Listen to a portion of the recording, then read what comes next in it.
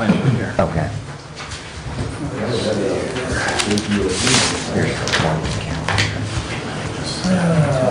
Let's see. All right. We'll get it going, guys. Are we ready? We'll call to order, and if you please join me in prayer and pledge. Heavenly Father, help lead us today and look after the county residents and help guide everyone to a safe recovery in this era that we currently are in, and as we recover from the pandemic days. Amen. Pledge allegiance to the flag of the United States of America and to the republic for which it stands, one nation, under God, indivisible, with liberty and justice for all. All right, first call out to the public. Would anyone like to address the board at this time?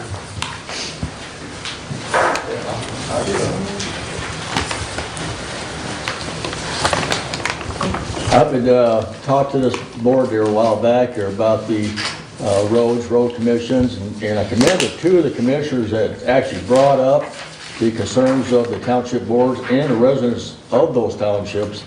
And at the same time, I also asked Commissioner Ingalls if he would relay those concerns to the road commission and to get a response back to the townships. At this time, as of last night, my supervisor of Scipio Township still has not received any documentations that they required in December. And so he stated he's still waiting.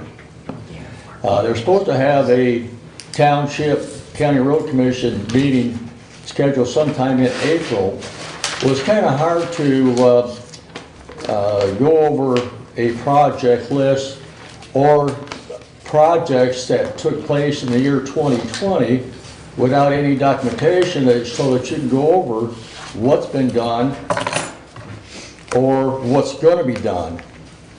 So I find that the things that's going on in the road commission is very alarming, that they cannot be transparent with their documentations that are requested by a township board. So if you can again address the people at the road commission or the road commissioners, I would greatly appreciate that, and get back to my supervisor of Scipio Township. So that's all I have to say. Thank you. Thank you, Chris. Anyone else wish to address at this time?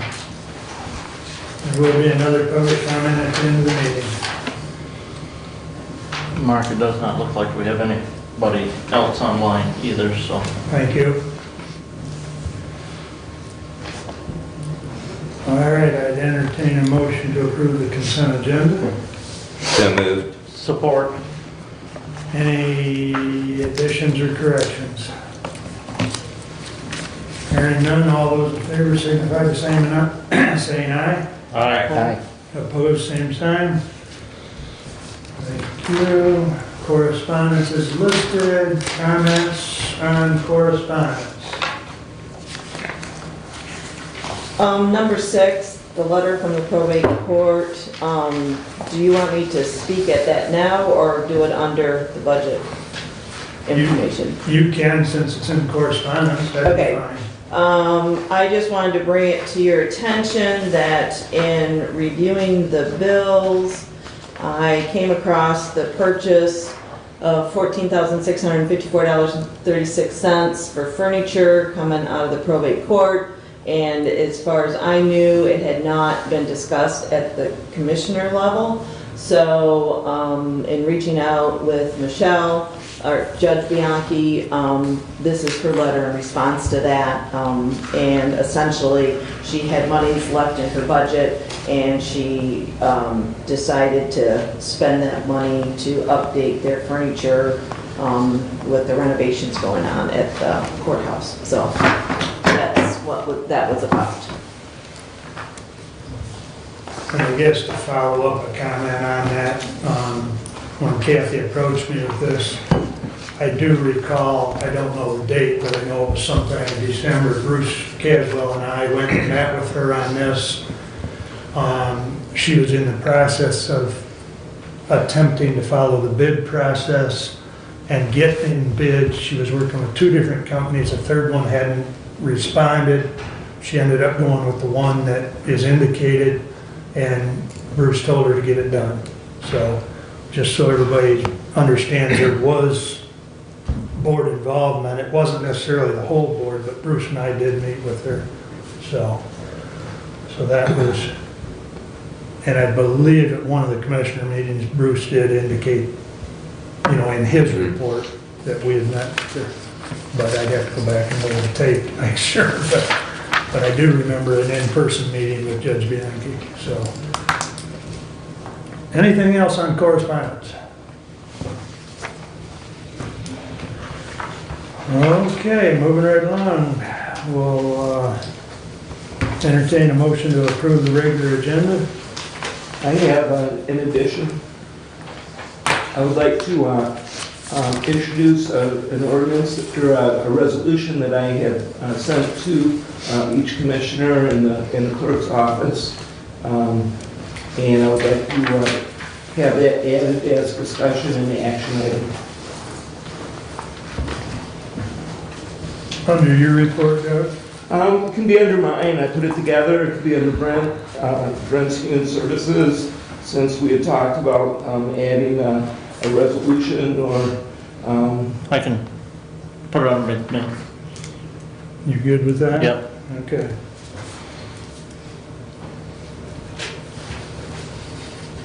other than that, I move to approve the agenda with the addition. With that addition, okay. Anything else? Second. Thank you. All right, hearing nothing else, with the addition of that resolution was passed out. All those in favor of the regular agenda? Aye. Say aye. Aye. Thank you. Opposed? All right, moving along. We have no standing order this morning. I will make a comment, though, at the next meeting. I know for a fact we have the medical examiner coming, so he will give us his annual report as well as a chance to meet all of you. Yeah, and Mark, it was mentioned that somebody from the road or the parks board wanted to come. Do we know when they're coming? When? Bob will be here, May. is that what? Yeah. Okay. I know I Okay. got him on, but we were fighting between our schedule and Bob's schedule, so. We spoke at the last road commission and parks meeting, and he's planning on coming in May. Which meeting, I'm not sure.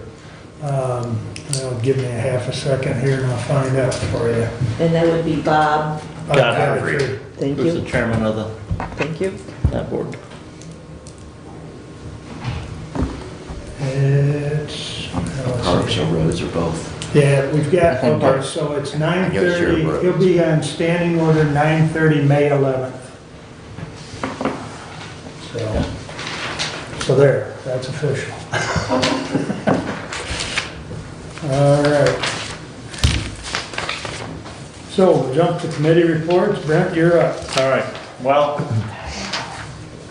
because the one resolution that we have presented before us is referenced in the rules and bylaws, I want to address 21-034 first, so that we can then add that number to the rules and bylaws when we approve them. For communication from our legal counsel and for the Michigan statute, to the Honorable Board of Commissioners, whereas Public Act 156 of 1851 as amended provides for the election of a chairperson of the County Board of Commissioners, whereas Public Act 392 of 2000 amended the County Board of Commissioners Act and allowed the Board of Commissioners to, by resolution, set the term of the elected chairperson at 1 year. Therefore, be it resolved that pursuant to MCL 46.34, it is hereby confirmed that consistent with the current practice is provided in the rules of procedures and bylaws duly adopted by the Hillsdale County Board of Commissioners. The chairperson of the Hillsdale County Board of Commissioners shall continue to be elected annually by the board for a one-year term. Respectfully submitted, Brent Leininger, Chair, Human Services Committee. I will support that. Thank you. Any discussion?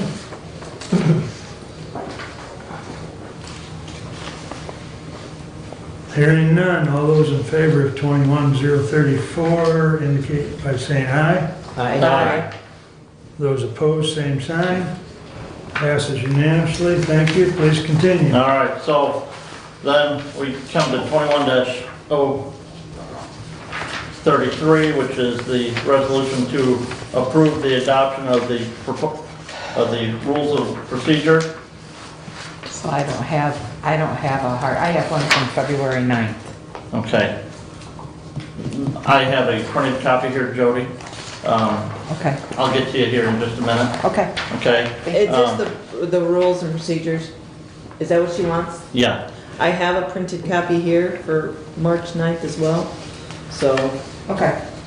I just never got one, so if somebody can supply that with me, to me, Yeah. that would be great. Thank you. Okay, so that resolution that we just passed will need to be, that number will need to be added on page 2, underneath 1.7,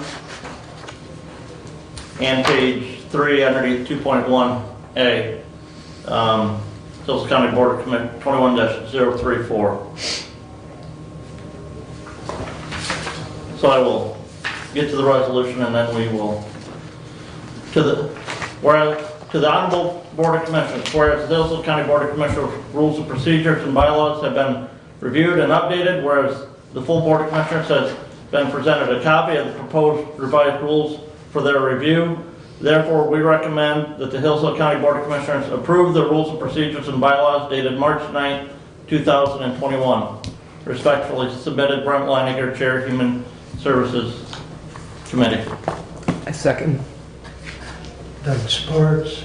Further discussion on the resolution. Now, there has been some discussion on a few things. I will inform the board right now that this is probably going to be even a document that will have some further revision coming to it in the future. Through some of the communication with the legal counsel regarding reviewing this, he had asked some questions regarding some of the language that was included in the rules and procedure regarding the purchasing policy that was in there. You'll notice that the purchasing policy and the asset distribution policy, we kind of condensed that language and referenced those resolutions, but we have received some communication from the attorney that he has some grave concerns about our current policy regarding asset bidding and purchasing, that we're still digesting and we'll be bringing back probably before this board at a future date. And so that policy is referenced underneath 1.8. So there may have to be some revisions to that. Mr. Benzing, or Commissioner Benzing had raised that underneath 5.5, we also, at the advice of counsel, changed the voting language that was in the rules and procedure. The prior versions listed many things that this board had required a 2/3 vote on for passage. The attorney had issue with many of those as statute on many of those items. He indicated only required a majority vote of the Board of Commissioners. So he provided us with the language that he felt we should use for the voting requirements, which means, you know, some of those things as far as going to closed session, you know, we need to know which of those items would require a 2/3 vote on, as well as some of the other things regarding the, you know, where a 2/3 vote of this body would be required. The one thing, and again, this was from his recommendation, the statute that's referenced there, the statute says the board may require a 2/3 vote for items not on the agenda. And again, the exact verbiage that's written in 5.5 came from the attorney. Where in that, what is presented here says that we're going to, as a body, require a 2/3 vote of items not on the agenda for passage. And one of the other concerns that was raised by Commissioner Ingalls was 6.4. And I think that we have addressed that sufficiently, removing a lot of the concerning language there that some of us may have had, but also understanding that, you know, we have a responsibility to the other commissioners to make sure everybody is informed of what we're doing in our committees before we go and potentially speak to the media about that. That's all that I have at this time, Mr. Chair. Yes, and any discussion to the rules themselves is germane under this resolution. So if there's any comments on the, 9 or 10 pages, 11 Well, pages? 11 now, yes. 11 pages. So now's the time to discuss them if you've got, a concern. Mr. Chair,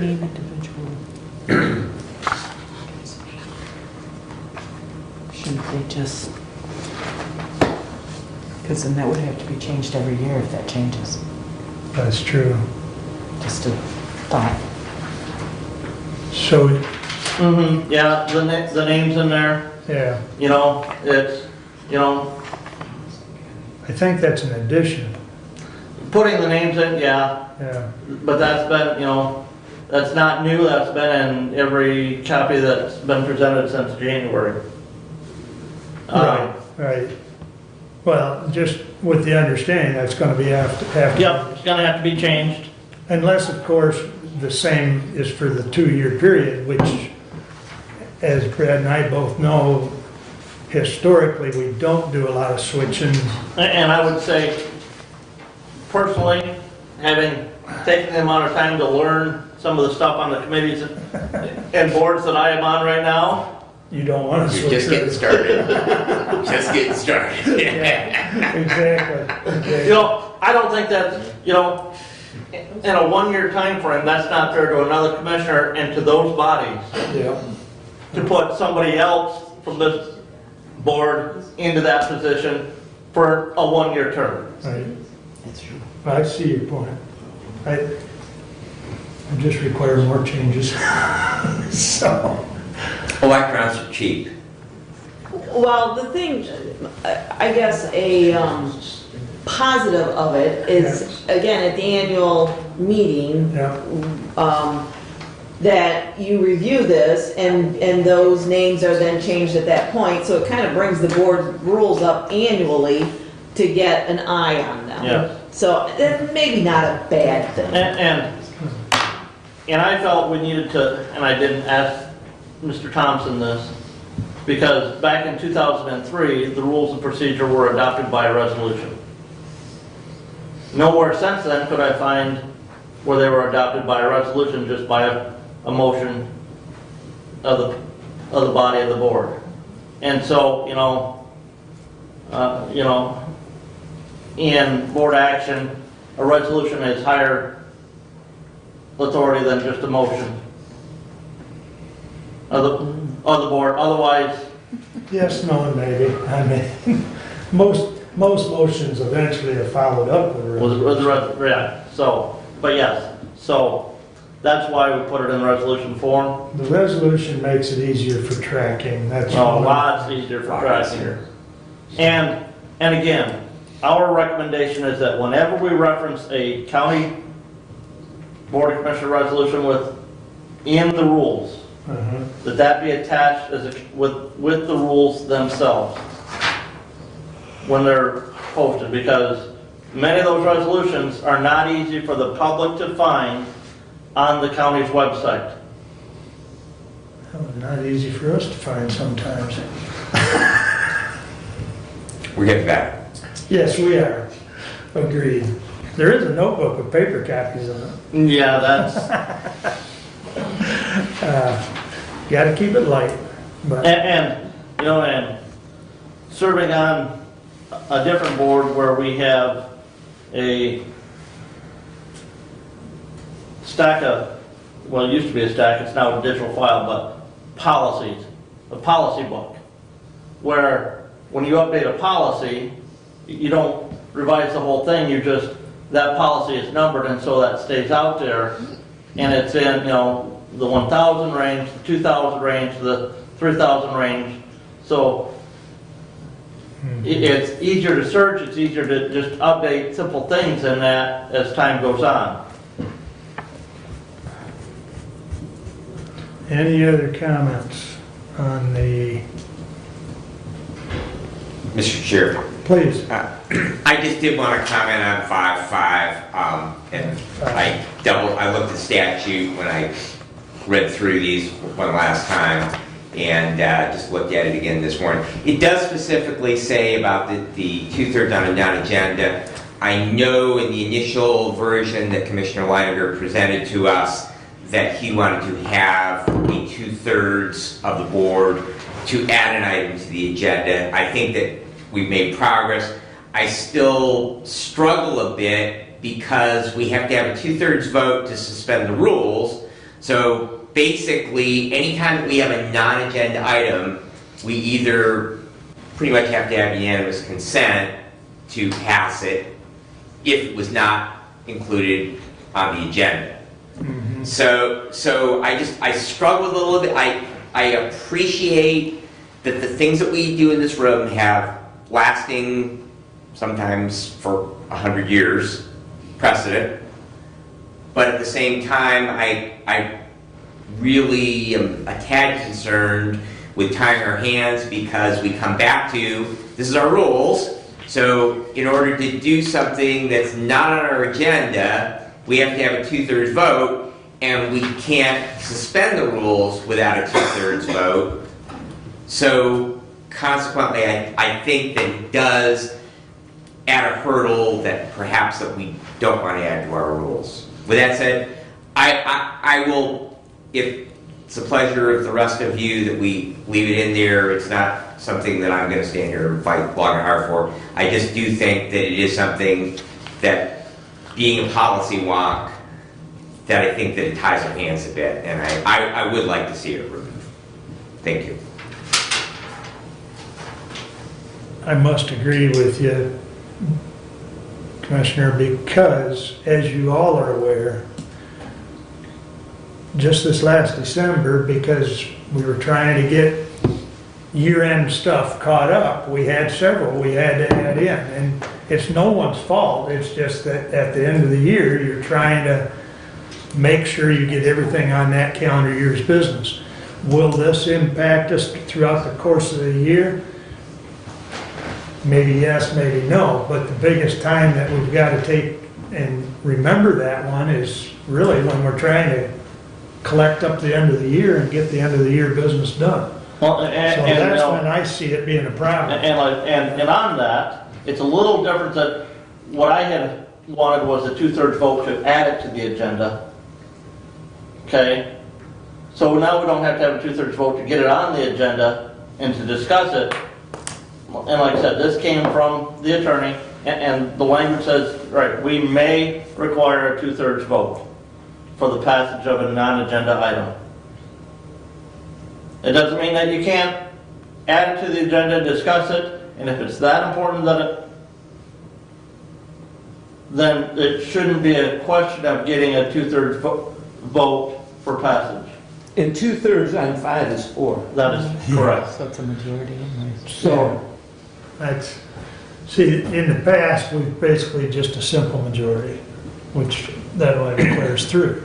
So, you know, I'm comfortable with the way it's written. Yeah, I'm not I'm not willing to fight over it, but in the Yeah. same token, I just want everybody to be aware that I see it being a potential problem on maybe a given item when we're trying to close out the year. But that's the only time I see it being an issue. But And if I might, I'll just read what the language of the MCL is. So this is 46.3, item 3, or excuse me, item 2, I'm sorry. The County Board of Commissioners of a county shall act by votes of a majority of the members present. However, the final passage or adoption of a measure or resolution or the allowance of a claim against the county shall be determined by a majority of the members elected and serving. The County Board of Commissioners may, emphasis on the word may, require in its bylaws that the votes of 2/3 of the members present or a majority of the members elected and serving, whichever is greater, are required on the final passage or adoption of a non-agenda item. The voting requirements of this subsection do not apply if Section 11 or other provisions of the law impose a higher voting requirement. So we are not required to have a 2/3. It's just that we are adopting it as part of our rules. But the other key thing there is, it's about in the second paragraph, or the second sentence, is passage of a resolution requires a majority vote of the members elect and serving, not of the members present. Right. So if you only have 3 members of the commission at a board meeting, it's got to be a unanimous vote to pass any resolution. Because it can't be just a majority. Right. It can't be just 2. It's got to be. Right. okay. I think we all understand where we're at. Anything else? I want to thank Kathy and Brent for their extensive work. Motion and second. I don't think we voted yet.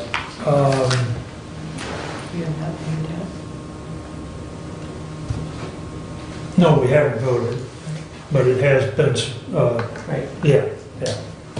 So 21033 is the resolution that we're voting on, which Can we do this by adopts a roll the call, rules. please, Mr. Chair? Roll call has been asked for. Commissioner Ingalls? Yes. Commissioner Schmidt? Yes. Commissioner Wiley? Yes, Commissioner Benzing? Yes. Commissioner Leininger? Yes. passes 5-0, thank you. Please continue, Brent. Next item that we will bring up is the proposed resolution that Commissioner Ingalls typed up, and I want to thank Commissioner Ingalls. I know Commissioner Benzing and I have been working on this, and the last resolution has taken quite a bit of my time as well, so excuse me. Excuse me, one moment, if I may. I just wanted to clarify something for anybody that looks at this resolution, because I know Jody asked me. There are 3 signature blocks on it. I asked that there be, since Kathy and Brent, on the 2 we just voted on, for the board rules, since Brent and Kathy had worked on it, I had a signature block for each one of them, as well as my, historically, we've only had 2.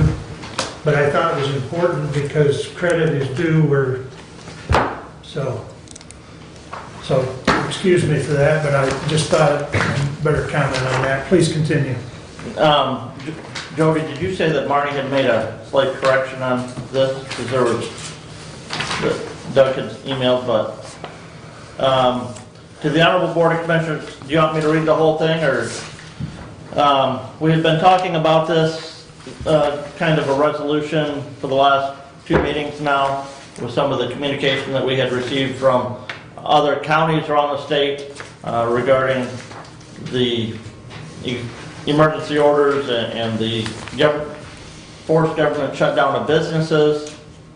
To the Honorable Board of Commissioners of Hillsdale County,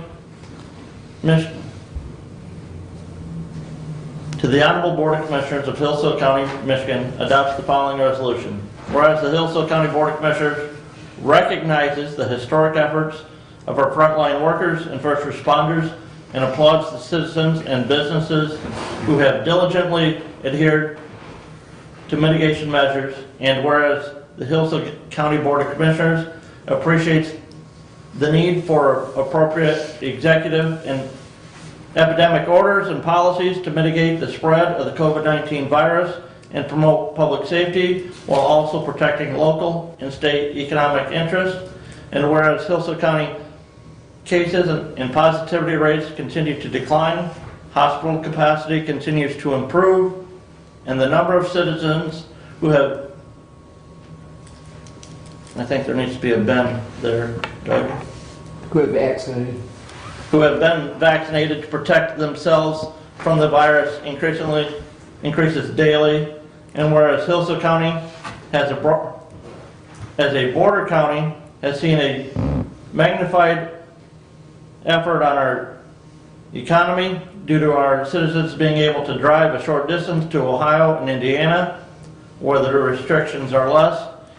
And whereas the proximity to Ohio and Indiana to Hillsdale County has particularly impacted our local restaurant industry, which is already struggling to recover from another dine-in closure by a curfew and limited capacity that lacks financial viability for most area establishments. And whereas high-density population urban areas and low-density populated rural areas have different response needs, and whereas some local businesses may have received some government assistance, it was not enough to offset the losses of revenue due to closure and restrictions. Thus, many local businesses may be forced to close permanently due to the irreparable economic harm they have experienced throughout the past year, and many more will follow if the state does not adopt a new approach to mitigation policies.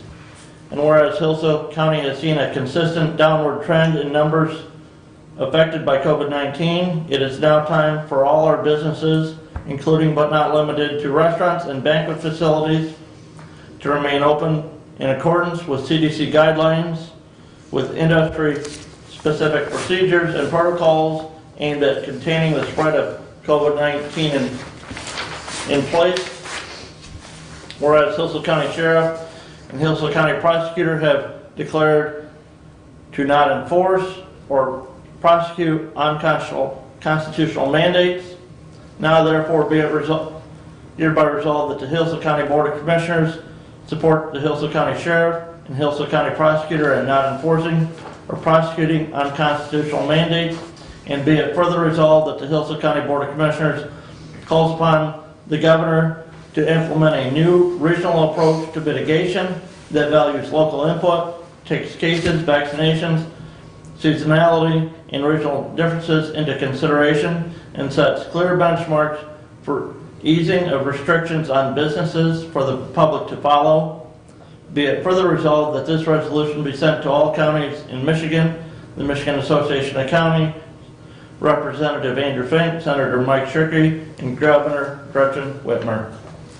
Respectfully submitted, I'll put my name there, Brent Leininger, Chair of the Human Services Committee.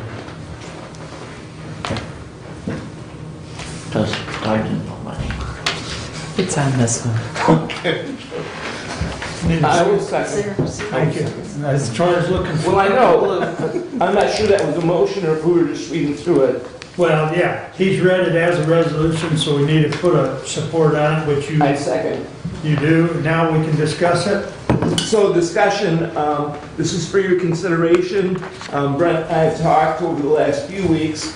I realized 2 meetings ago in our packet we had information from other counties that I asked to be forwarded to the Human Services Committee, which is chaired by Commissioner Leininger and Vice Chair Commissioner Benzing. And during the course of that time, they've looked at it, they did meet. I talked to Brent on, I think, Friday, and due to the policy that we've been working on, that they've been working on, the draft for the resolution that I'd asked for, just wasn't there yet. So I asked Brent if it was okay for me to come forward with something, which I did. I modeled this from other counties that we've seen in our packets, especially the last 2 or 3 packets from other counties. I customized it for Hillsdale. I did speak with both the sheriff and the prosecutor yesterday before I emailed this to you when it was in draft form to get their approval for the comments that are in the resolution regarding the sheriff and the prosecutor, and they both said they were fine and they approved. So that being said, welcome discussion, and I hope to move forward with action on this item.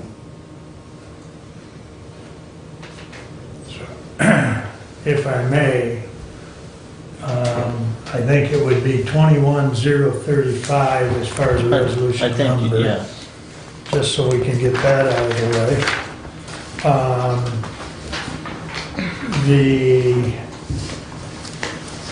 I guess I'll kick it off with a couple of comments. The third from the bottom paragraph, talking about the downward trend and CDC guidelines, etc. I'm not sure I'm comfortable with that, considering I also sit on the Board of Health, and some of the health guidelines that the health department needs to follow, based on the current orders. So I'm not real comfortable with the language in there, but I can probably live with it. My other question would be just to throw out, and I understand what you said, Doug, as far as you talked to Neil and the sheriff. I'm not sure that, I guess I'm just speaking out loud. I'm not sure we can speak for them without them being here by putting that in writing, but that's just my thought. So I just wanted to throw those things out. Other than that, I like the way it's written. So those are my comments. Anyone else? Mr. Chair, I guess that just being a strict constructionist, I just have some concerns where it's giving a blanket statement in regards to sheriff and prosecutor to not prosecute unconstitutional mandate, but it doesn't describe what unconstitutional mandates, and there are a number of things with which we regularly arrest people and place them in jail, that there are those members of the public who would argue that they are unconstitutional laws. They just have not been heard before either the Michigan or the U.S. Supreme Court and acted upon.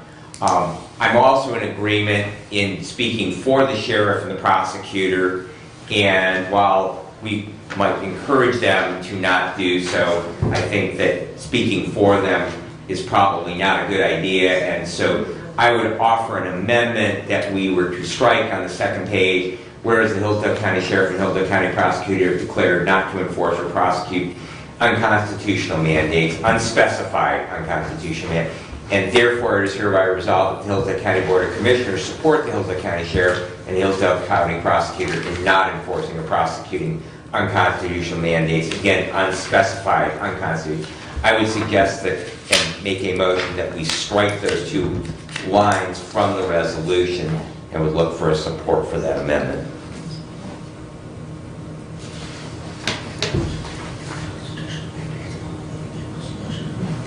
I would support that. So just so I'm clear, would you please, These 2 right here.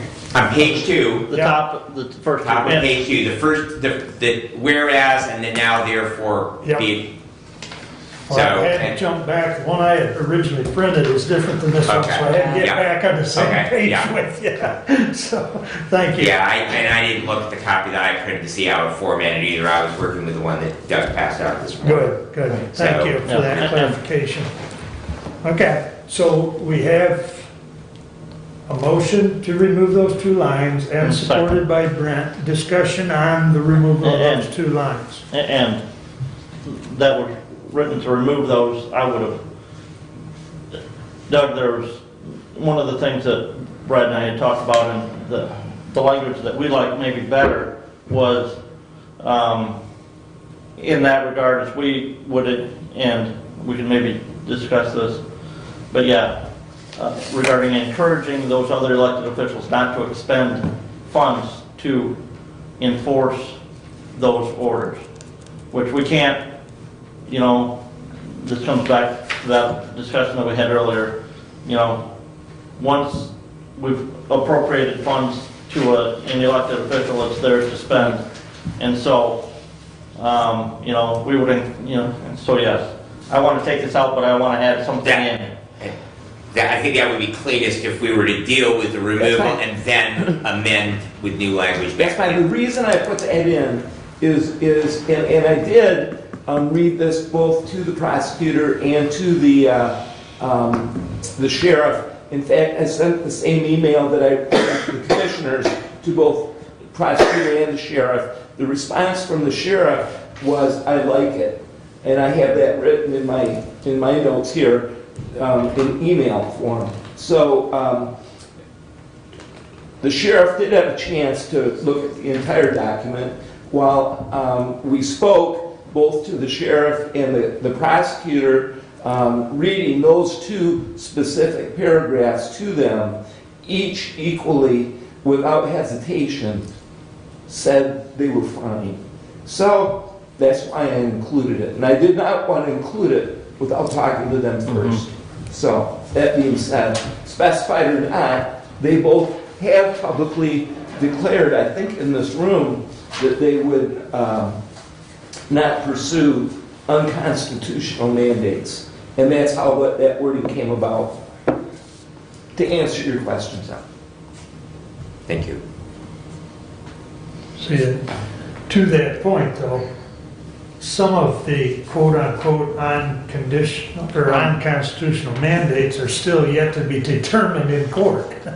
So, Well, that would be their call. yeah, exactly, That would be their call. exactly. So, I will oppose the amendment. Understand. More discussion, Kathy? I guess I need clarification. Why is it you want it withdrawn? What's the concern? My concern is that while we might have documentation, it's not part of this resolution, nor does it affect, this resolution will stay there until it is removed, perhaps for 100 years. We cannot control who might be the prosecutor and who might be the sheriff. They are independent elected. And while the current one, and we may have documentation, my other concern is that we don't state which unconstitutional mandates.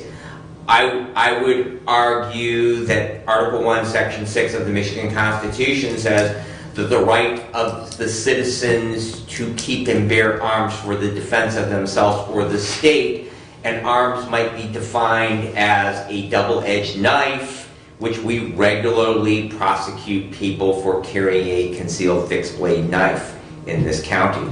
And I can show you a scholarly paper written by a University of Michigan professor which would argue that any arm that can be carried on your person is an arm covered by the United States and the Michigan Constitution.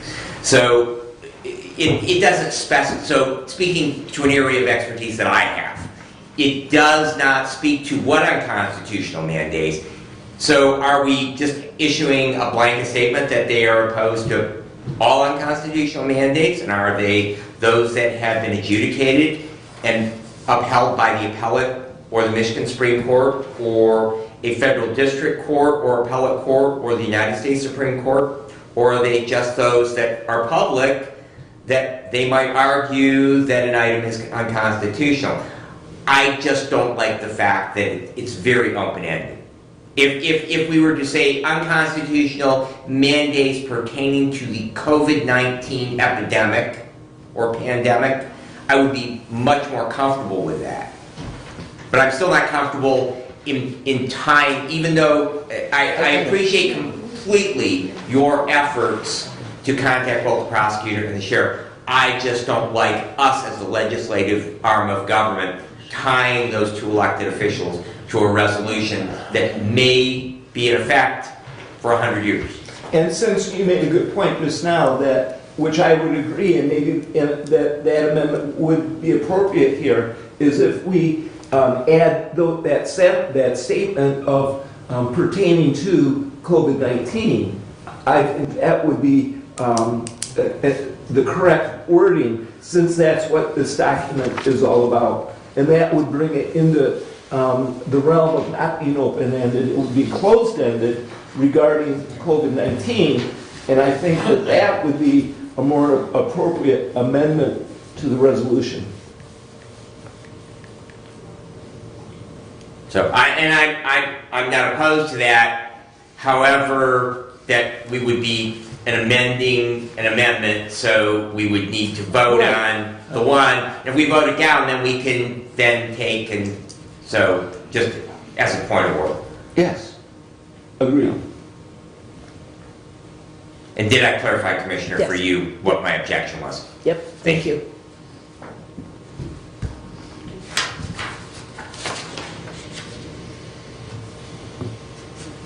We're still discussing the motion to remove. Any further comments?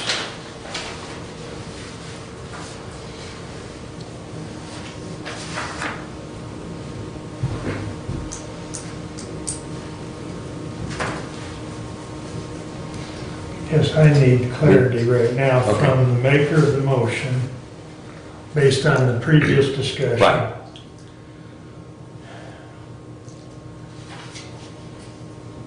Are What you- I actually, if you want to know, what I actually have as the motion is to strike those two things. Right, There hasn't been anything stated that they just wanted to withdraw that and do something else or whatever. So right now, I have, that we have a motion and support to remove those two lines from this resolution. thank you. That's exactly where I was That, headed. and that is my motion, and I would be very comfortable, Commissioner Ingalls, if you wished, after we were to vote on, and if we do then sustain my amendment, then we come back and we add language that would address those concerns that would then specifically address the COVID-19 pandemic. And I would be fine with that. Okay. Okay, that's where I was going. Thank you. Yeah. Thank you. Yeah. So, any further discussion?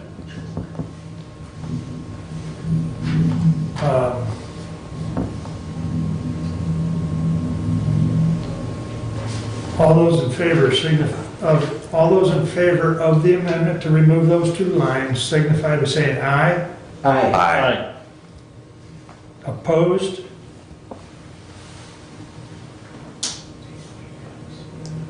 So the motion passed.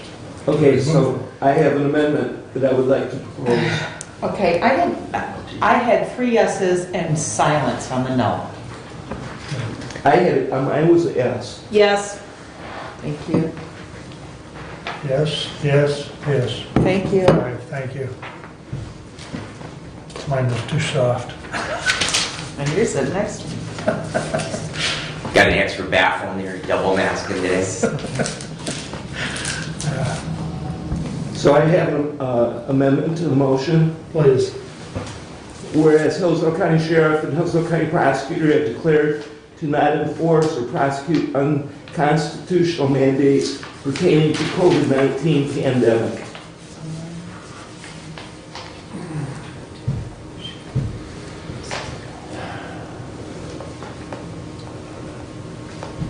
And also, now therefore be it hereby resolved that Hillsdale County Board of Commissioners support Hillsdale County Sheriff and Hillsdale County Prosecutor in not enforcing or prosecuting unconstitutional mandates pertaining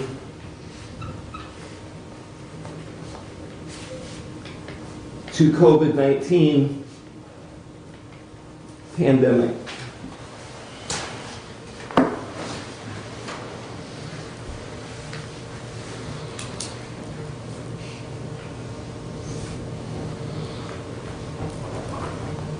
All right, the motion, if I'm hearing you correctly, Doug, is to reinsert the language, but also to add at the end of both of those pertaining to COVID-19 pandemic.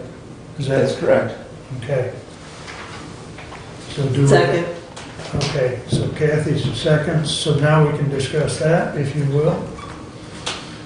Any discussion on that? Mr. Chair, Please.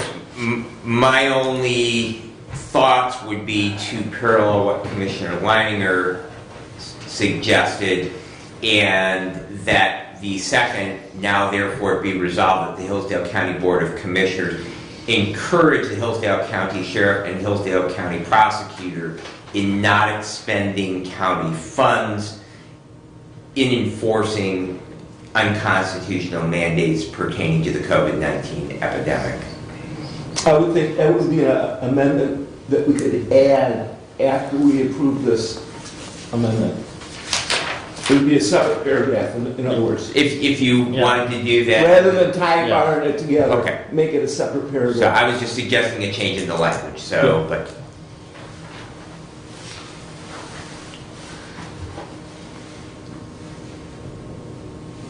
You do know this is getting,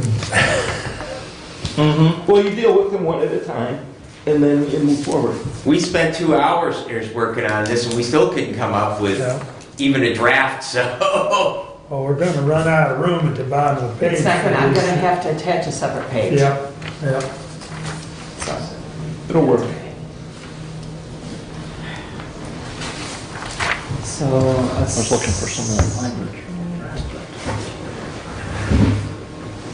So, you wanna do that as a separate Yeah. motion? Yeah, we'll do it as a separate motion. Okay, we can.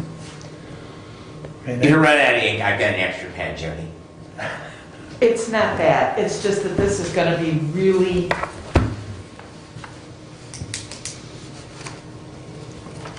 it's gonna be really convoluted, because every motion that you're making, I have to put on the bottom of this, I'm not changing the document. So it's just, So, but it is what it is. In here. It'll be fine. well, and I think to that point, it won't be clean when it's sent to these entities that you're asking to be sent Right. to. Yeah, you want to Yeah. send it to our governor, we've got all of this, and then we've got all these Majority leader. amendments and Right. attached pages, and it's fine, I can do that, that's not a problem. But it may be better. Should be first. Right, Clean yeah. copy.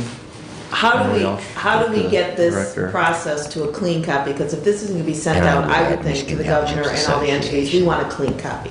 Huh? So And I would what's have that Michigan Townships vehicle? Association along with that because we're members. Is it to vote this down, send it to committee, and then bring it back at the next meeting? That would give you the clean copy. Because again, we want a clean copy that goes out, we don't, I I mean, feel. because in all honesty, I have to put on the bottom of this that it was, you guys had an amendment to strike these, and then another amendment to add that back in with additional wording, and then another amendment for the new paragraph. And all of that's got to go on the bottom of here and then onto a third page. With the fact that it's to be sent to, the entities listed, it would be, at the very Right. least, it'd be more Right, professional yeah. if it was clean. Yes. Right, or we can vote on this amendment that we're considering right now, and we can We can table it and bring it withdraw back. the Right. motion, clean it up, Right. and bring it back. Right. Well, we don't want to do that because then if you withdraw it, you can't withdraw it because there's already been discussion and amendments to But it, if you so. table it, when you come back, you have to do something with the have- document that you already You have. you have to take it off the table, yes. Right. And we'd actually have to defeat this resolution as introduced. Yes. Yeah, because that would make it go away, and then we'd have a clean copy, because if not, we're gonna have an amended copy. Brad is right, if you table it, that document comes back. Exactly The motion how it comes is. back and you can just, You can't clean it up, because it comes back as we've amended it. That's the problem. And you want to try and get a clean copy, so Brad is absolutely right. We have to actually vote it down and bring back a new format. move to refer this issue back to the Human Services Committee for a revised copy of Okay, this but can we get resolution. a vote on the motion We've that got we to already have? we got a motion on the floor right now of adding the, Unconstitutional mandate. Yeah. as pertains to the COVID-19. Doug's. So we have to vote on that language Yeah. because And then- your proposed motion is not privileged, so we Yeah. have to vote on Exactly. it. Thank you.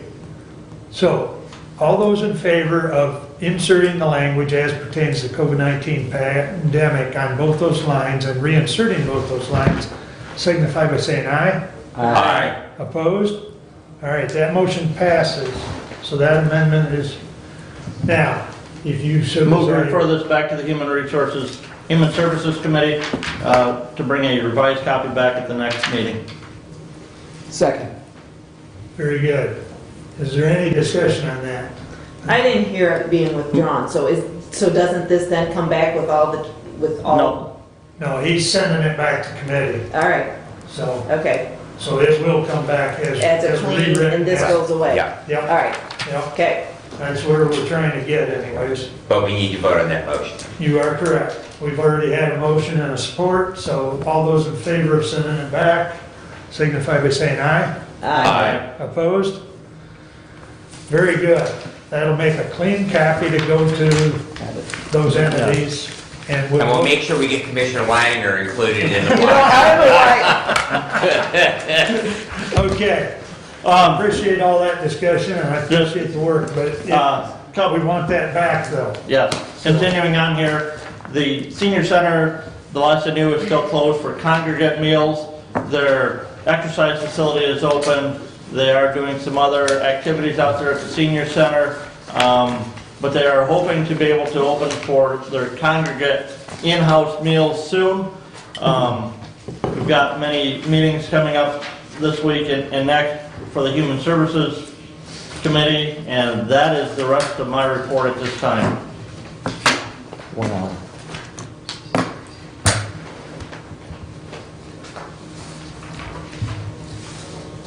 Okay. Any questions for Brent? Okay, Mr. Benson, you're up. Thank you very much. I have a lengthy report from the sheriff. I was delighted, but I will have some items first. At our last meeting, I reported that I was working with the Ambulance Association on forming a uniform policy for resupply for MFR agencies. I did meet back with Dave Slivka and Lynn LaCourse from Reading Emergency on February 24th. We are going to be presenting a proposal to the County Ambulance Association on April the 5th. That will then go to the County Fire Association, get their concurrence, and then we will come back and finalize that. Once we have that policy in place, I will share it with all of you. We also are looking at, I have discovered we have 5 different medical first responder agency forms in current usage. We continue to move forward on that, and again, that will be at the April 5th meeting. A couple items from the 4th Commissioner District. The Woodbridge Township Fire Department has purchased a new set of Hearst e-tools. That's the Jaws of Life. That is kind of actually a proprietary term. Hearst power tools. These are Hearst, they're battery powered rather than hydraulic. Their fire department actually has a conglomeration of hydraulic extrication tools that has been passed down to them over the years. They have never purchased new ones. And those were purchased solely with funds that the department raised through their fundraisers with no public dollars expended for the purpose. They were about $18,000 for them. The Village of North Adams is applying for one of those AAA safety grants that we had talked about here for some of those radar speed control signs that will flash at the entrance to their village. They do have a school there, and Main North-South Road and Knowles Road, and do have a considerable issue with people speeding through the village, so they're hoping that that grant will be approved. Ransom Township last night updated their cemetery ordinance. They did some adjustments with lot prices and some other items on that. And my monthly meeting cycle is just getting started, and I'm sure that I will have a bunch more to report at our next meeting. However, moving on to the Sheriff's Department. The Sheriff did receive a Hillsdale County Community Foundation canine grant to reinstitute having a canine and a canine officer at the Hillsdale County Sheriff's Department in the amount of $14,000. There is no match required with that grant. After they get the dog and the training with the deputy for it, they expect to have about $1,000 in funds of that $14,000 left over, which they are going to use to outfit one of their existing vehicles. It's going to take about $5,000 to do that. So they'll have $1,000 from the grant, and the rest of it will be paid for out of the budget. The sheriff is working with Michigan Works Southeast in regards to helping inmates at the jail obtain their high school diploma. He took a survey, and about 65% of the population said they wanted to of the jail said they wanted to receive their high school diploma, and 75% of them wanted help in securing employment upon release. He's looking to start that program in May or June, and so we'll be helping our jail inmates complete their high school diploma, get their GED, and hopefully that will make them a bit more employable out there. There is no cost to the county for that project. They are finishing up a contract to provide a school resource officer to the Camden Frontier and the Waldron schools. The project will be 100% funded by the schools. That will include insurance. It will also include maintenance on their vehicles, and he will continue to advise us when he is ready to sign that contract with them, but it looks like they are moving forward. He is also working with Judge Stuyvesant in regards to starting up a community service program in lieu of sentencing to the jail. That will save us money on having people, as far as housing them, feeding them, medical care for inmates in the jail. Also allow us to have some of those individuals out to nonprofit organizations throughout the county. And there would be a charge for it. The inmates are going to have to pay $25 to participate in it, and that charge would go towards fuel and wear and tear on the vehicles, and if the person is sentenced to 5 days of community service, they would pay a total of $125, so it would be $25 for each day that they are in the program. Sheriff also has 5 vehicles that he is going to auction off. He has 3 Crown Vics, 1 Impala, and an old ambulance, which was their emergency response team. It's actually an ambulance body that they painted up. You may have seen it out in back of the county maintenance garage. 2 of the Crown Vics run, and the 3rd one does not. The ERT van does run, and so does the Impala. The sheriff is asking that we would reinvest the funds that we get for selling those vehicles in purchasing a new lift for the county maintenance garage. That is over in Randy's building, the old county road commission garage. The lift that we currently have is fine for those Crown Vics. However, if Randy wants to put one of his 3/4 ton pickup trucks on it, it's a little bit too heavy. Some of the other vehicles we have, it's a bit too heavy, and so it won't pass safety inspection if we try to lift those vehicles. So therefore, he would like to not only sell the vehicles, but he would like to sell the existing lift, which he feels that someone who does vehicle repair in their own garage or pole barn, something like that, that they would be interested in buying it. New hoist is going to run about $6,300, and so he is hoping that the sale of the vehicles and the hoist would be able to cover the cost of buying that new lift. He also, one of the vehicles that he is taking out of service will be going to the youth home. It's a Ford Explorer, which the county was using as a Marine Patrol unit. He has removed the badging on it, the decals of the Sheriff's Department, the lights and sirens, and he is hoping to have that in service for them next week. And the last item that he reported on is he has 65 inmates currently lodged in the jail, and 52 of the 65 are on some form of medication. You may be aware that we do have a nurse that is in our jail that helps pass through those meds. And the medications are things that both the county and Lifeways, if they are behavioral meds, are something, because we are responsible when someone is in the jail for any of their medical care, so that is something that we are paying for. And so that includes my report, unless anyone has any questions for me. Please send that to Jody, since you read it. Okay. Unless you want to just give it to her, that's fine too. I can hand you my copy, and I can, Okay, if that will work for you. that works. Thank you. You're welcome. If you want an electronic form, I can forward it. That's just fine. Okay. So I just sent her one that just less than an hour ago, Okay. Terry Esterline sent me. So Okay. I'll read it as well. All right. But, so, keep ourselves true to form. Anything else? That is all that I have at the present time, unless there are questions. Questions for Red? All right, thank you for all that. Mr. Ingalls, you're up. Thank you. For the road commission, the 225 meeting, they spoke about policy for broken mailboxes due to snow. Also, the road commission did discuss the meeting with townships and how they will be talking about road projects, and that is beginning in April. And I absolutely will take your message to the road commission when I speak with them. I think their meeting is Thursday morning. Frost laws started Monday, March 1st. Frost laws are self-enforcement. Call the sheriff or the waymaster if there's an issue, but those frost laws are in place. Update from facilities. The probate court offices are done with minor finishes that need to happen yet. The furniture ordered by Judge Bianchi will be delivered and placed hopefully today or tomorrow.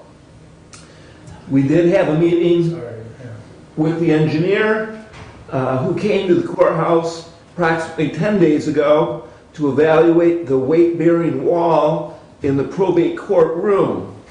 The result comes down to two choices after much discussion. One choice is to leave it as is. The other choice is to put a long beam in and remove the chimney. Department Head Finley and the Facilities Committee will meet to discuss options and costs.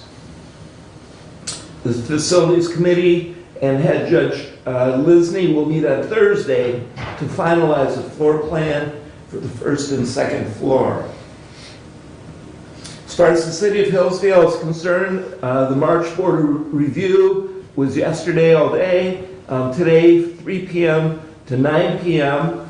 Department of Public Services is looking for cemetery cleanup volunteers, and those interested should call 437-6470.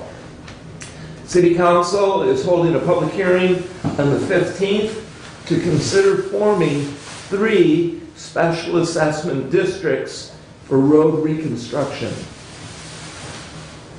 And that is my report for today. I entertain any questions. If none, thank you very much. Questions or comments? Good. Just if you might pass along to the road commission, there, I noticed from Frost, there is a considerable amount of breakup on Clark Road, which runs south of Montgomery Road. It's in that first mile on the way to the cemetery. All right.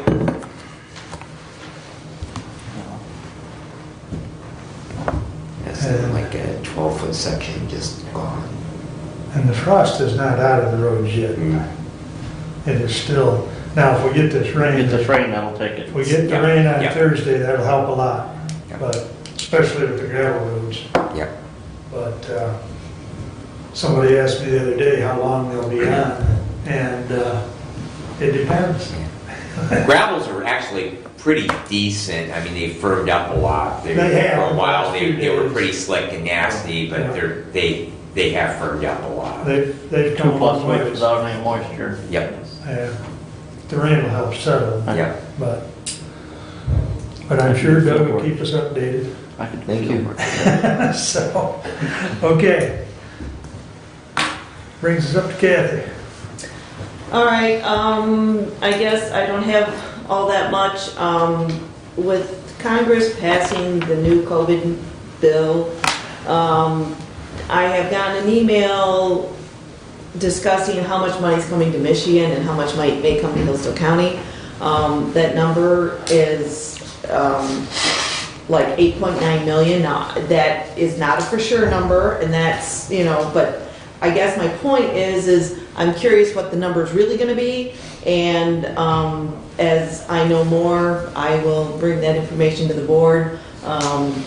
So I guess that was that. The other information I had was the email regarding the legislative conference of Michigan counties, virtual. Being a new commissioner, is that something we normally do, we don't do? It's slated for Wednesday, April 28th and Thursday, April 29th. And I believe, what was the date that we needed to notify or register? I don't recall. Was there a date on there? I don't think there's a date on here. Marnie just asked if anybody was interested. Okay. I know they've reduced, I think the fee was reduced, if I recall correctly, reading through that, wasn't it?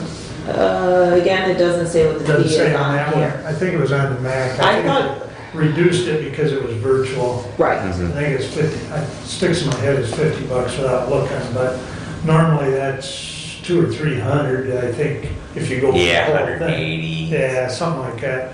But with it being virtual, I would encourage everybody, if you can, it's an excellent opportunity to get some information. They have breakout sessions. I'm not sure how it's gonna work as far as networking. You know, because one of the opportunities you have is to, like at lunchtime, you sit with commissioners from other counties and you're able to do a little networking. But short answer to your question is yes, it's a good opportunity to get some information. So I would encourage anyone that's able to sit in on that. And you may want to do both sessions or just, they should be sending out an agenda probably within the next few weeks. And then you'll know which hours or breakouts you want to attend. So, Okay. yeah. Other than that, I guess I don't have any other information at this point, so I'm good. Any questions or comments? I'm sure you and Derek will be busy sorting out Yes, yeah, yeah. See if there's any real money shows up. Yeah, that's a good way to put it, real money. It's always pie in the sky when you look at some of these, till the money's in the bank. So, all right, thank you. I'll start off with the report that I indicated that Terry just sent me from the medical care facility. The facility continues to test staff weekly and remains COVID-free at this time. We are happy to announce that indoor, in-person visits are being scheduled by calling the facility's Life Enrichment Department at 517-439-2830. A negative COVID-19 test within 72 hours of visit is required, and facility-supplied PPE must be worn throughout the visit. The facility is currently offering rapid COVID-19 tests to visitors at no cost, if they have not already had one. We will continue to offer COVID testing as long as supplies are available. It is important to note that according to the emergency order issued on March 2nd, 2021, all visits must be scheduled and any positive case identified in the facility will pause the visiting for at least 14 days. We are 3 days away from 1 year of visiting restrictions being put in place, and it is absolutely wonderful to witness some of the reunions. So that's Terry Esterline's update from medical care, and I know a lot of those people have been very, very joyful to see their loved ones. So, Doug sent, there will be an emergency management drill next week from 9 to noon. Statewide participation, our participation locally will be via WebEx. We do these occasionally as part of training, and I'm going to certainly be on that, and anyone else that wants to be on it, Doug will send the WebEx information to you, or I can forward it to everyone if you want to sit in. Most of them are quite interesting. It is from 9 a.m. till noon on Tuesday, a week from today. So,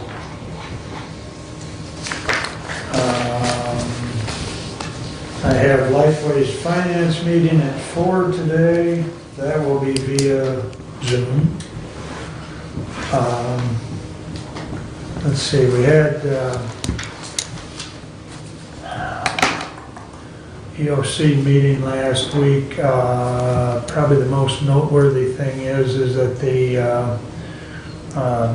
Health Department will continue doing vaccination clinics until everyone's got the shot or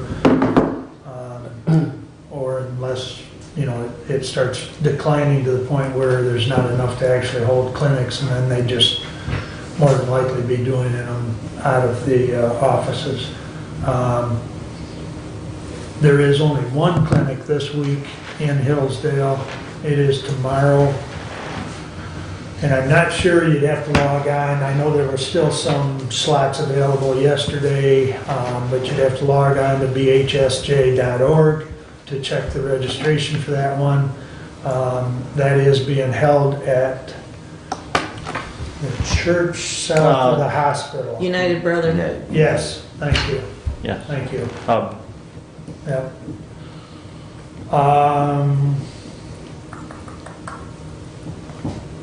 Let's see. Oh, any business or any entity that needs masks, DHHS is sitting on several thousand that they received. You can contact them at 439-2295 for the KN95 mask if you need some. But they prefer that not to be individuals, they prefer that to go to businesses or whomever, so. But those are available.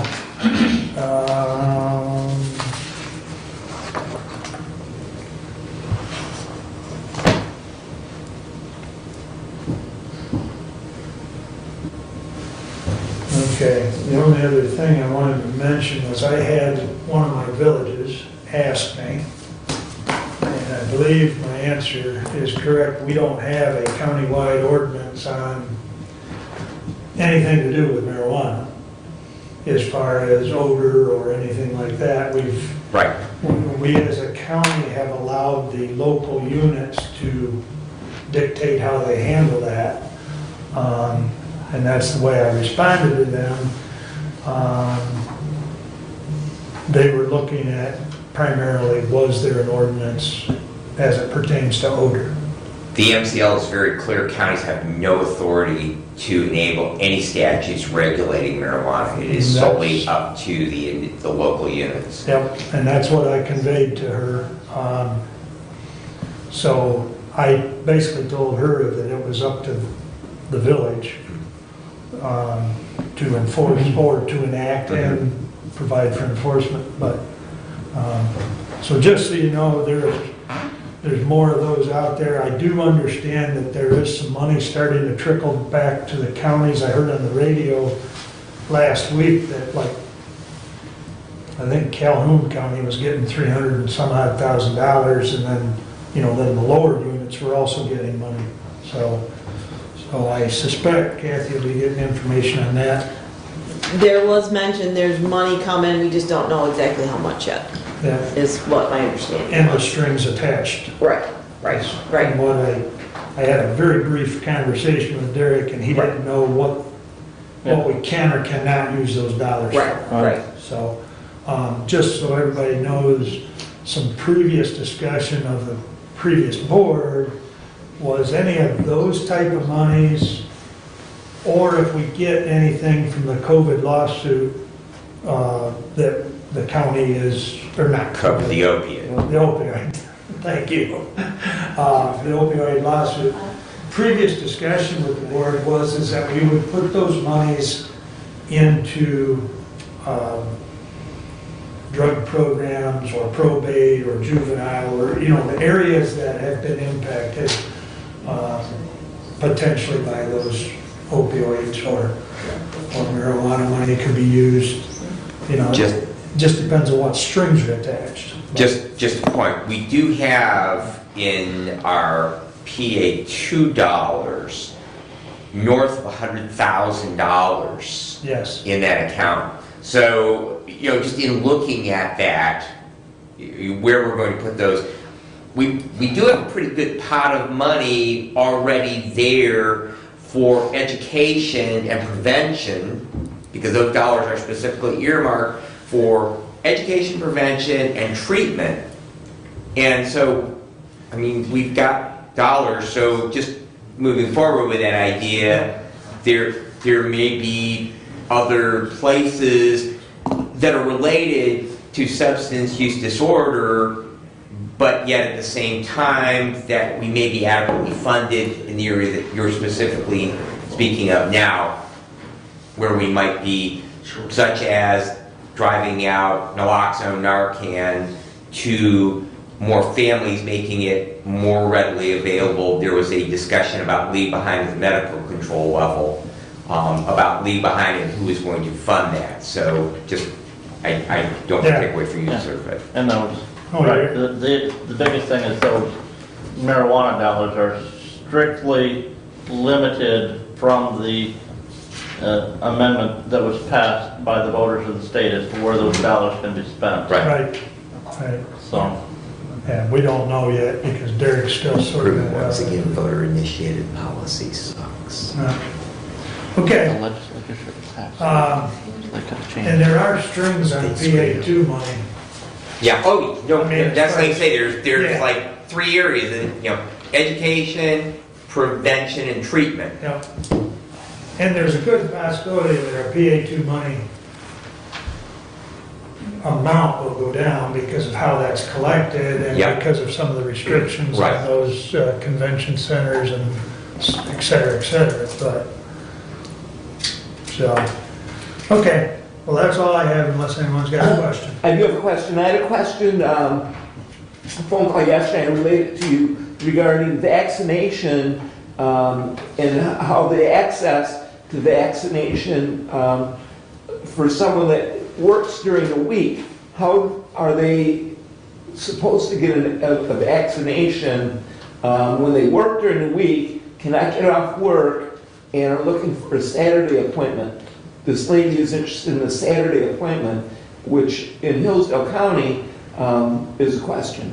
Well, there have been some Saturday vaccinations scheduled here in Hillsdale County, and even, those vaccination events that the Branch Hills St. Joseph Health Department runs, whether they're in Hillsdale County or a neighboring county, if there's a site open, if the individual's in the qualifying list, they can still register to go to one of those, to those clinics. Okay. Okay, I think last Saturday, was it last Saturday? Both the last 2 Saturdays, there was clinics in the county. In Hillsdale County on Saturday. I will relay that information. So yes, there are, they rotate that around, yes. This week it's Wednesday, I think, there was, here in Hillsdale County. So the health department is also limited on, or the majority of the people that are working those are volunteers, as well. So they have to work out, when can they get the volunteers to run that clinic in the county. Understood. This lady was having a hard time and didn't know what to do. And a lot of seniors have had a hard time. Yes. Because all of the health departments are using web-based systems to register individuals for that. And I know She the relayed senior, that as a problem as well. the senior center, the area agency on aging, have all been helping get people registered for those clinics if they don't have a family member that can help them do that. Thank you. So the other thing I indicated, Doug, when we spoke on the phone, was Walgreens in Jackson is now administering shots. So, Jackson's only, well, depending on where you live in the county, but, 30 minutes to an hour. Myers, In Three Rivers, St. Joe. It was the Myers in St. Joe County that was administering, Yes, it yes. wasn't the Myers in Coldwater yet. Are those residency based? that I don't, well, the Walgreens in Jackson doesn't care where you're from. Okay. And the reason I know that is because we've had some people from Hillsdale go up there already. And that's, I think, on the corner of Michigan and Detman location, I know for sure, because they have on their sign out there. Yeah.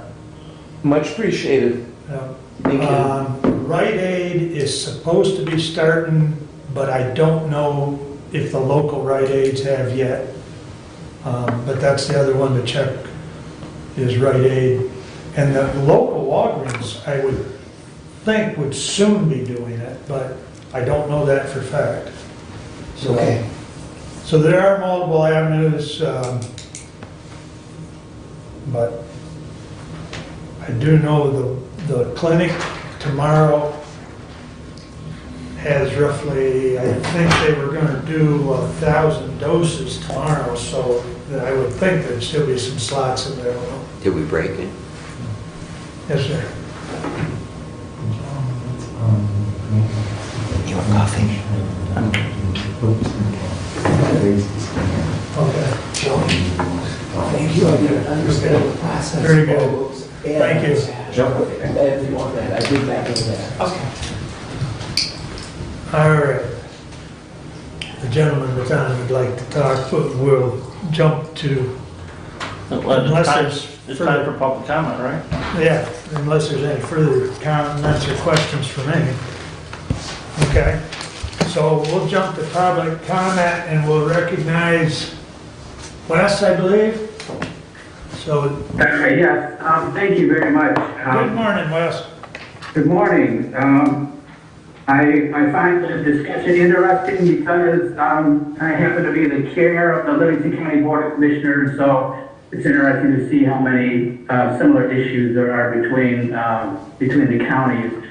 I'm here today to talk about the COVID vaccine allocation plan that the state of Michigan uses to distribute vaccine doses to the various counties. My board had spoken out vigorously against the system that the governor had selected, called Social Vulnerability Index. But I realized that some counties would actually benefit in terms of the numbers of vaccines allocated. So I took the time to go through all 83 counties plus the city of Detroit, which the state separates as its own, I'll call it county, and was looking to see how the state is doing with regards to distributing the vaccines fairly. When I say fairly, according to the plan that they have laid out for the public. And I was, I found that Hillsdale County was one that the numbers show that is not getting treated well in terms of the quantities of vaccine. For example, the numbers of doses that should have been distributed to Hillsdale County up until last Wednesday, the 3rd, is when I downloaded the data, was 16,558 doses.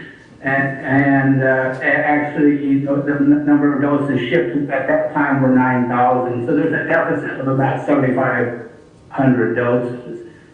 Which is enough for a 2-dose vaccine to provide vaccinations to 3,700 people. On a percentage basis, Hillsdale County is getting about 54% of what it should. And I'm not sure, how, if there's been a big demand in Hillsdale County. I know in Livingston County, we have a huge waiting list. It's about 15,000 seniors. When I say seniors of 65 or older, it's disturbing to me that the state of Michigan is opening up the vaccinations to people 50 and older when they haven't done when they haven't supplied adequate vaccines to 65 and older. So I wanted to share that with you, and I did take the time to find out when you were meeting. I did take the time to acquire your email addresses from the Board of Commissioners. I will be emailing out, my findings later this afternoon once I get it in a more suitable format. But I wanted to take the time this morning to mention this to the board and thank you very much for the time this morning. that you provided me. Thank you very much. Thank you, Wes. Look forward to your email. Certainly. Okay. Public comment. Anyone else? Good morning, Laura. Good morning. I just wanted to comment very briefly on the proposed county hiring policy, just to express the concern that the judges have the opportunity to share any comments and concerns that they may have. It's really not, unfortunately, practicable for them to be present for county board meetings, just given the schedule. For example, Judge Stiverson has arraignments and pretrials all day on Tuesdays. So just that they have the opportunity to discuss this with the board members. Thank you. Thank you, Laura. Just so you know, Brad and I are meeting afterwards to discuss that very thing. So we're still working on it. So thank you. Anyone else wish to address the board at this time? Hi, Jim Graves. I've been coming here for a while and watching and listening and trying to bring myself up to speed with the complications that you guys all face. And my first impression was that you have a tremendous amount on your plates and buried in meetings and that sort of thing. Specifically, and I do appreciate that. I appreciate that your desire to serve, and I have relationships of some sort with almost all of you here, and I do appreciate the work that you're doing. In regards to the tabled resolution, correct my terminology, and forgive me for not being real good at what you guys have to deal with. The constitutionality of anything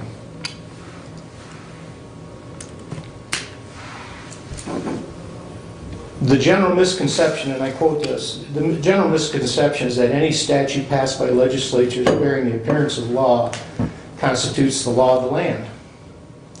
The U.S. Constitution is the supreme law of the land, and any statute to be valid must be in agreement. It is impossible for a law which violates the Constitution to be valid.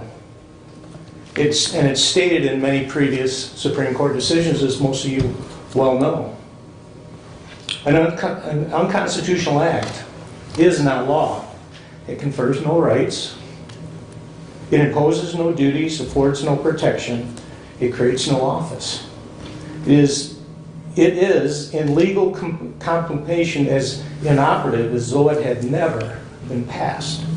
That's Norton versus Shelby County, 118 U.S. 425, page 442. And there's many others which you're aware of, and I don't need to read them all to you. So, I'm a simple guy. Wouldn't it be great if all of our legislatures, and officers of the court, and employees who are required to take an oath of office to support and defend the Constitution against all enemies, both foreign and domestic, if we just simply did that and held to that? And if previous courts have decided these issues, why retry it? So again, I want to tell you that I thank you, and in your consideration for this, I urge you and hope that that is what you do. But thank you, appreciate it. Thank you, Tim. Anyone else?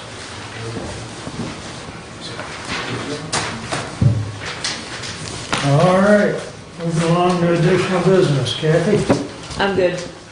Doug? No, sir.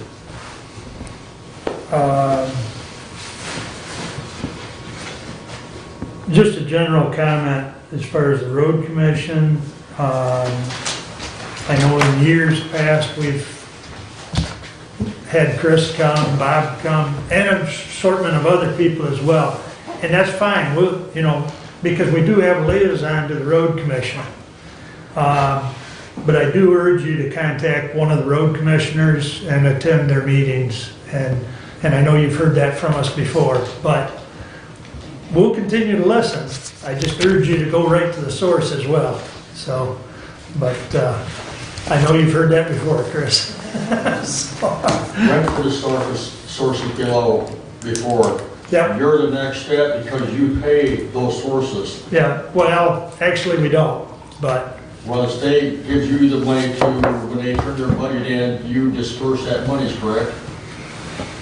To pass through. yeah, it's a pass-through. They set their own budget. This board never touches that money, No. It just comes because back. it's a straight pass-through, No. yeah. Yes, that is a separately elected board. The only authority this board has over that board is to set their compensation. And there's resolutions Yeah. where we have set their compensation. That is true.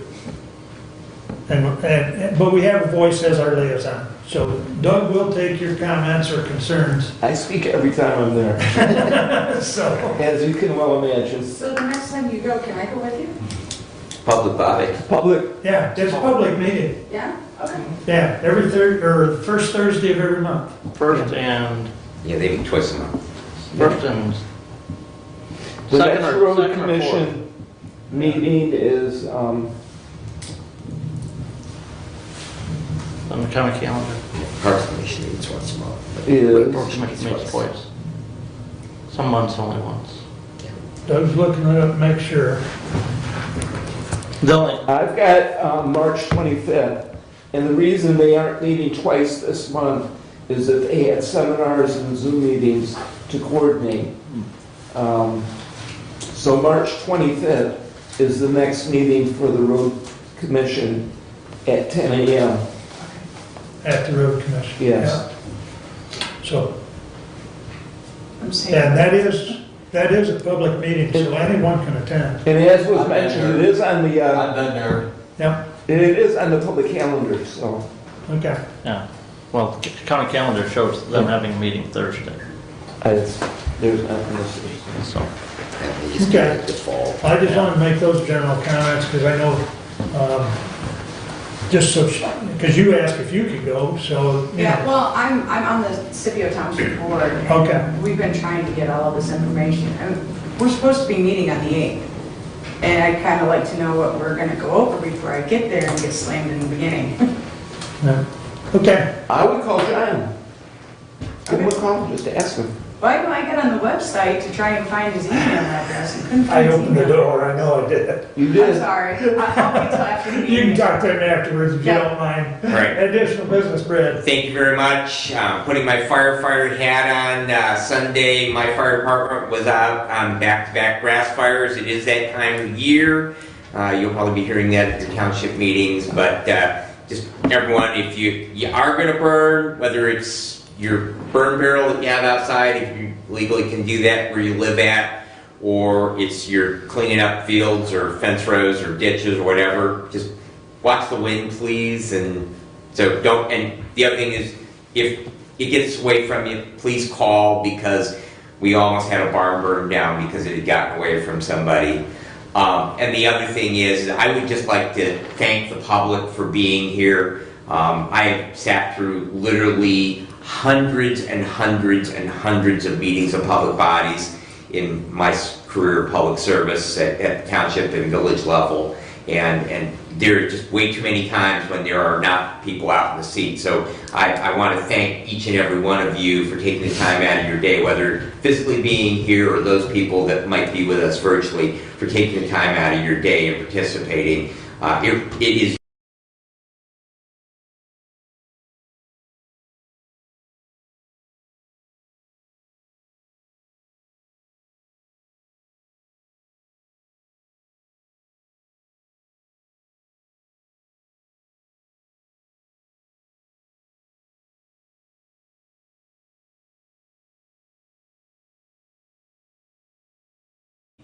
happy if you would like to be released of that obligation. I know that it is an obligation. The virtual has made it a lot better, but I would be happy to. It'll be interesting to see if there's any legislative action here on that virtual issue here before the end of this month.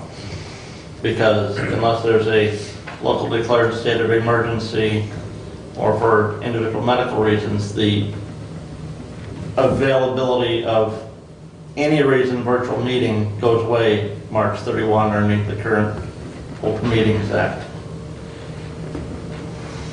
That is correct.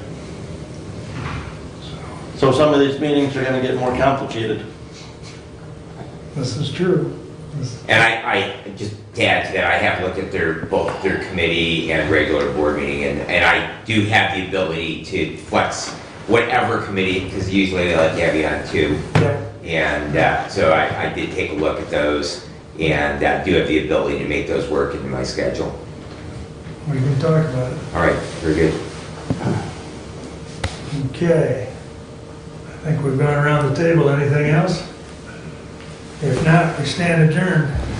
Thank you one and all. Yes. Also, Yes, that'd be good for, procurement.